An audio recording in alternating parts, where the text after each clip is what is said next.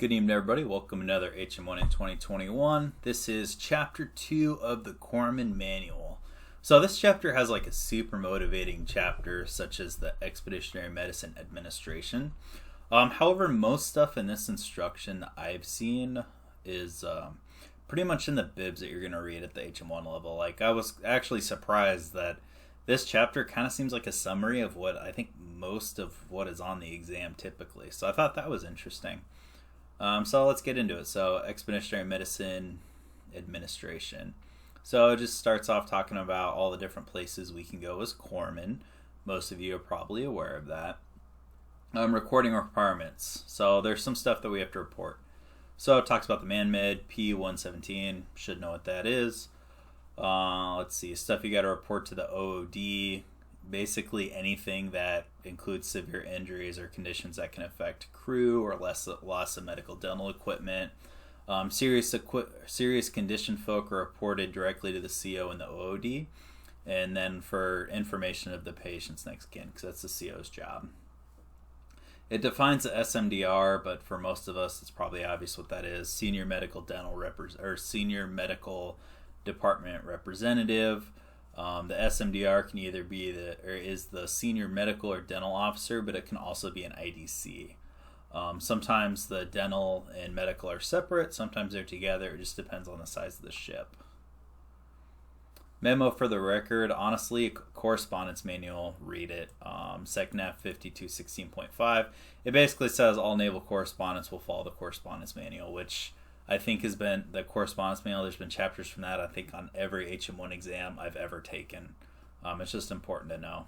I did my videos on that one already in the other channel.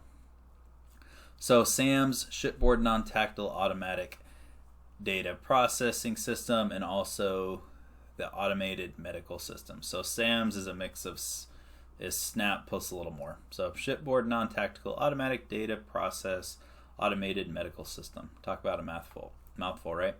And that's an admin management tool that tracks medical and dental readiness on Navy and Marine Corps operational units. So think like Alta for a ship. MERS tracks readiness. So it's an administrative management tool that tracks medical and readiness for every active duty and reserve sailor and Marine. It's an online program that tracks their stuff. See, sick call treatment log, that's maintained in SAMS, that's forwarded to the CO daily. Training log, medical does training, all that gets recorded in SAMS. The three different categories of people are officers, chiefs, and E6 and below for the terms of that training record. Let's see, potable water, honestly just read the PrevMed manual, NavMed P5010. It gives like one small paragraph, nothing really in there. Gives some info on 3M, but it doesn't really give you anything specific. It does talk about the Plan Maintenance System PMS manual that talks about maintenance requirements for medical and dental equipment. Directives. So again, as I say, like it's super cluttered, right? It goes from reporting stuff to equipment. Now we're talking directives. Two types of directives, permanent and temporary. Permanent directives regulate admin, make policy, delegate authority. Temporary ones are kind of like the notice saying, hey, CO is going to be out for a week or whatever. Notices can't be in effect for more than a year. So you got your two types, permanent and temporary. Change transmittal, most current change on top. Correspondence, you're going to be working at that some point in the year. So again, it kind of beats that horse twice in the chapter here. Again, read the correspondence manual. SecNav instruction 5216.5. It's super important. Managing directives, talks about them having in big 3 reading binders. Talks about SSIC codes. Let's see, file number. Yeah, just more info about SSIC codes. This chart, I've seen like some people where they tell you to study all of it. It's going to be overwhelming. Like I've seen people make up acronyms for what some stuff is. But honestly, if you just remember the big ones, because if you remember like the advanced exam, you can probably process of elimination your way through. Like the highest score I ever got on the advancement exam, I was consciously screening stuff out as opposed to thinking what the right answer was. So I was mostly basically guessing, eliminating what I knew was wrong. And you can easily do that with SSIC codes, especially if it asks you like what category. So the big one to know, medical is 6,000. That is us. You're a corpsman if you're watching this, or you're gonna be a corpsman, or you are just curious about what's in her book. Number 6,000 is all medical stuff.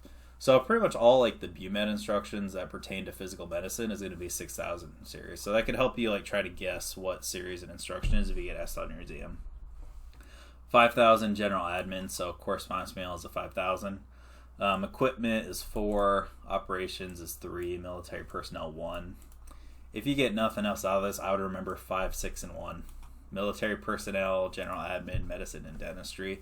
What helps if like when you print out your bibs, look at what's a 6,000, what's a 4,000, and then remember those, because that's what you're probably going to be tested. Like if there's generally for the exam when there's questions that ask like what is this instruction, it's usually the instructions that are on the bib. Like sometimes they get you like, for example, they hit you what's SecNet 5516.36 just because it's written in chapter 2.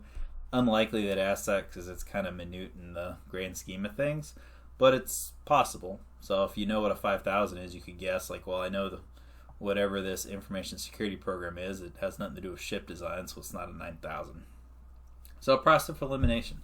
I've seen people do acronyms, knock yourself out. I think we have too much material to try to memorize, so just pick a couple. It talks about subgroup. I think the only subgroup of medical I know off the top of my head is the 6,200, which is all the PrevMed stuff, but it talks about some other ones.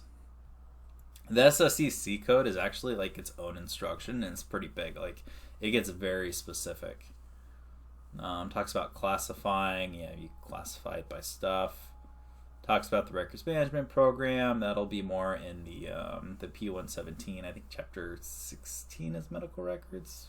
15? No, chapter 15 or 16. Either way, it's in the P117. Dental and medical readiness. So this is where we're talking about PHA stuff. So IMR is where all your medical stuff. I actually got denied to get my what is it called, the N95 cert, because I was missing a tetanus shot. So the IMR is something as leaders, like hopefully your LPO is tracking. If you're the LPO, you should probably be checking that for your guys just to make sure people have stuff to do. Really easy to find on my Navy portal through BOL. So again, one of the big instructions, the PHA, the 6 elements of that is medical equipment, IMS, lab studies, deployment limiting conditions, your PHA, and your dental readiness. PHA is done yearly, typically in your birth month, and then the PHA, they look at all 6 of those elements. Dental readiness, remember class 1 and 2. Class 1 means no dental treatment is needed. Class 2 means there's an oral condition that if it's not untreated, it does not have the potential to become an emergency within the last 12 months.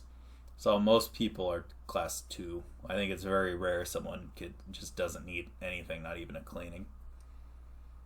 Any condition that will result in an emergency condition within the next 12 months is class 3, and unknown is class 4. So class 4 is I don't know. Class 1 is you're good to go. Class 2 is you got some stuff, but it's not going to cause an emergency. Class 3 will cause an emergency in the next year. Class 4 is we don't know. Yep. I got my Discord chat. Apologize if you saw that on the bubble. Let's see. So class 3 and 4 are non-deployable, and they go to the head of the line for checking out your stuff. Deployment limiting conditions, they exist. Dental support for the FMF. I ain't never been FMF, so what I know here is just from what I've read. The FMS consists of headquarters, MLG, Marine Division Brigade, and Aircraft Wing.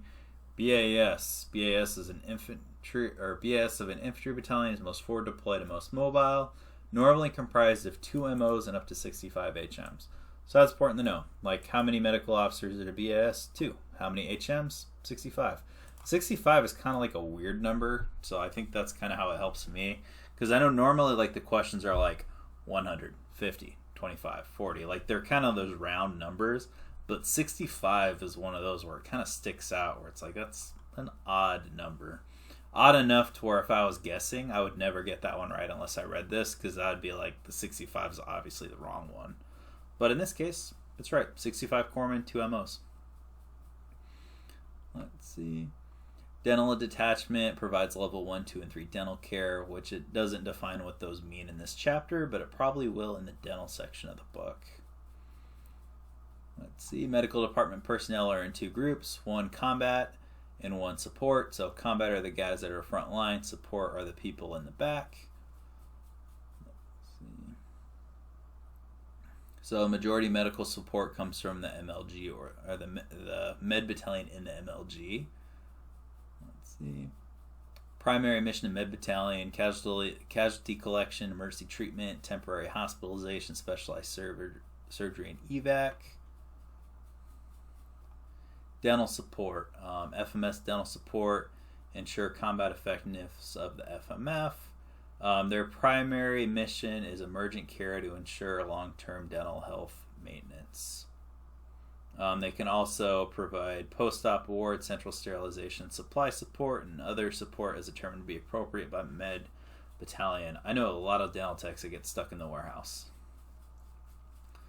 Fleet hospitals, that's kind of like the hospital in a box. They can be up to 500 beds, so EMF 500 beds. Identified, and it can go up or scaled to fit with requirements identified by the combatant commander. Fleet hospitals are designed to be in ops for greater than 60 days. Fleet hospitals tend to have like hospital type chain of command. So you got your triad, but they only have 5 directorates: DNS, DMS, DSS, DCSS, and DFA. And the mission depends on the company commander.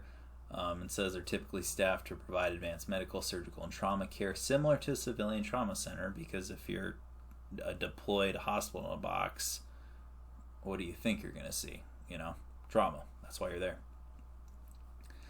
CBs, talks about them. There's 8 NMCBs, and they are in Gulfport, Mississippi, and Port Hueneme. I know every once in a while I see on the exam where it'll ask you like which NMCB is from where. I don't think I ever get those ones right. Let's see. Special quals. I'll be honest, you will just know what these are as you see them. I think it's kind of funny that it points these out. And I remember at course I'm like, oh man, those are cool, and it's kind of just, they look like what they would be. I guess it's one of those where if you've been in the or been in the Navy for a few years, you just can identify all these by looking at them. Then summary. So yeah, that's it for chapter 2. I'd say most of this stuff you see in like the correspondence manual and like the Marine Corps instructions when you're studying. So I think this just provides like a overview foundation for probably the junior people. At the HM1 level, you really should be cracking up the instructions on the bibs. Like, I think out of this whole thing, the only questions that I would ask if I was writing the exam, like what SSIC is medical, what SSIC is general admin, how many corpsmen in a BAS, how many docs in a BAS, what's the dental readiness deployability, type 1, type 2, type 3, type 4. How many beds in an EMF,